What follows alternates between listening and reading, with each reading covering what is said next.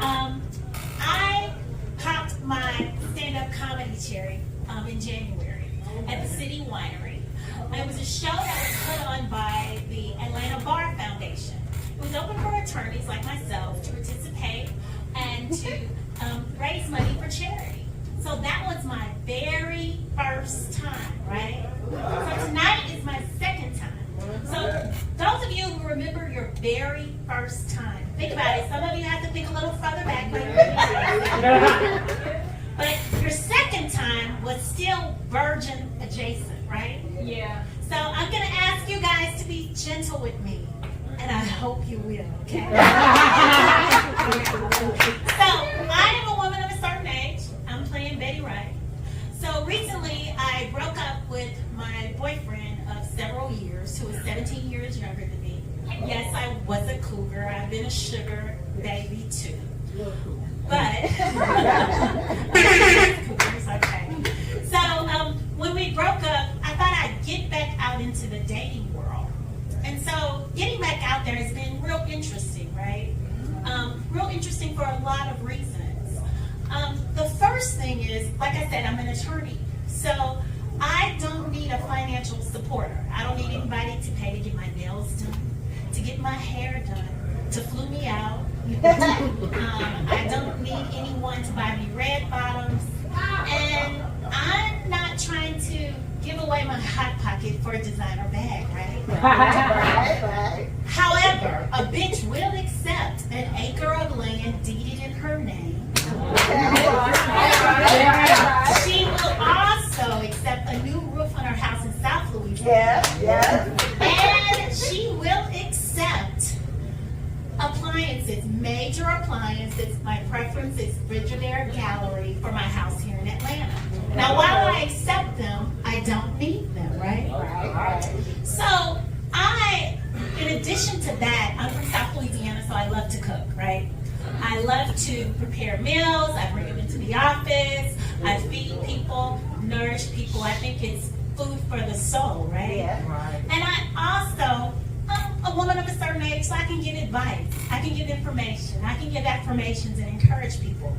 Apparently, all of that coupled together is like dating red flags.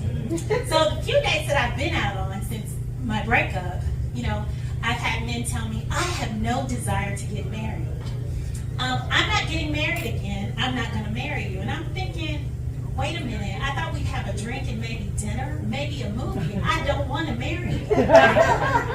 Moreover, they don't know that I think I'm overqualified for that job. So it's not a job that I really want anyway. In addition to that, I have my preferences, what I want. So I love black men, right? Yeah. My daddy is a black man, I'm a daddy's girl, so it stands to reason that I want to spend the rest of my life with a black man.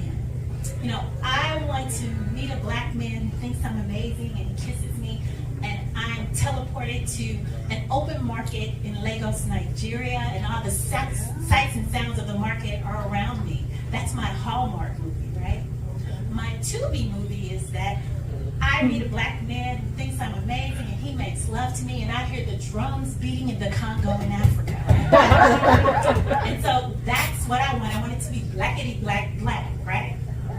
So recently, after Valentine's Day, when my ex, even though I did the breakup, he still continued to bring flowers every year for Valentine's Day for the past 3 years. Well, this year he did, so I figured he's got a new girlfriend, whatever. So he's going on. So I was kind of disappointed because he brings really beautiful orchids, right? So when he didn't bring them, I was disappointed. I was telling my friends, and they were saying, well, maybe one of my friends who's a lesbian, she and her partner were like, maybe you should dip your toe into the lady pond. And I was like, yeah, no, I'm going to stick with men. And I'm going to not give up on black men, right? So they felt bad for me, and so they gave me a subscription to Be Okay, which is a black dating site, right? So I figured, okay, I'll meet some black men. I got like 1,200 messages, and I haven't responded to any of them because I think secretly I'm still hoping that I'll meet somebody organically. The other day I was looking, and I had a message from a melanin challenged man, and when I looked at his photograph, I did not see Lagos, Nigeria. I did not hear drums in the Congo. I only heard violins in Norway because he's the whitest white man I've ever seen. So then I started to look at all the other men who had sent me messages.